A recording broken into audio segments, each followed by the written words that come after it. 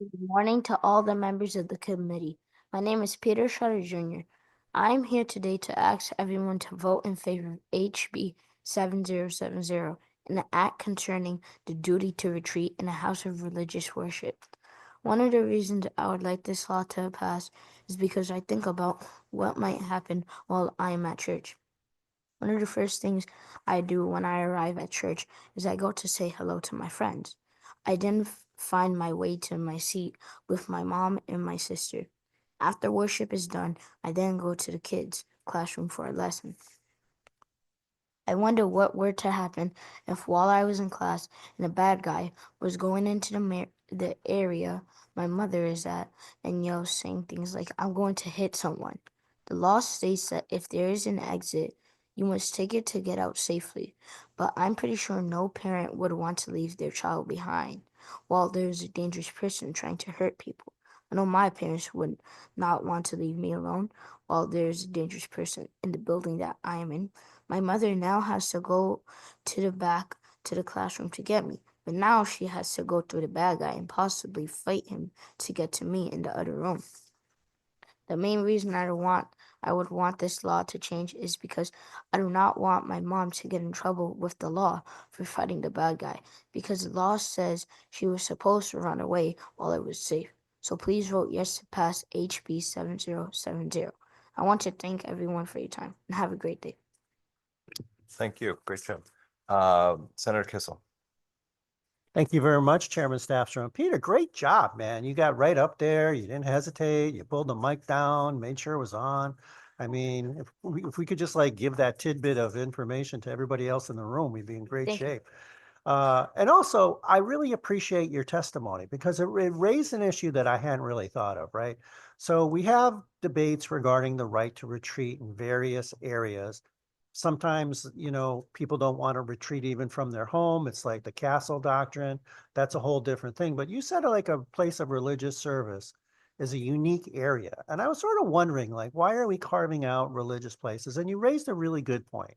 It's a place where families go.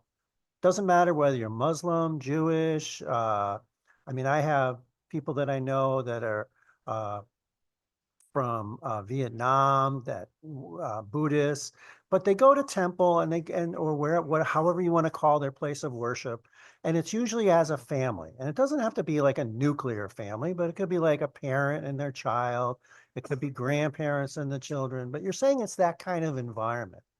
And in that kind of environment, especially if people aren't like always all together, maybe in different rooms, different parts of the building, if there is under our law a forcing people to retreat, I now, based on your testimony today, have for the first time thought no parent, because I'm a dad, I have two sons, they're much older now than you are, but no parent's going to want to take off out of that building without knowing if their child is safe. It's just programmed into probably over 90% of moms and dads' DNA. You're going to want to at least see them and make sure they're in a safe spot. And if you can do anything in your human power to make sure that they're safely out of that building, you're going to do that. And that means you're not going to run away. You're not going to leave. And so the law is compelling people to do something that they're not hardwired to do based upon nature. And I hadn't really thought of that. And I really appreciate your testimony this morning. And I want to say thank you. Thank you, Chairman Staffson.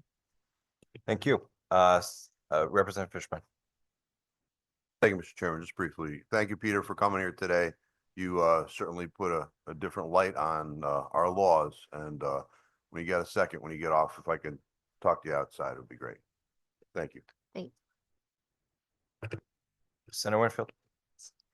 Thank you, Mr. Chair. Yeah, I just want to add to the chorus of good jobs. I might have an opinion that differs from yours, but it's always a good thing to see young folks who come here. You really did do a good job. The first time I ever testified didn't go so smoothly, so good job. And I think I saw that Dad is on the list further down, so good job, Dad, in helping to make this happen. Thank you. Further questions or comments? If not, great job.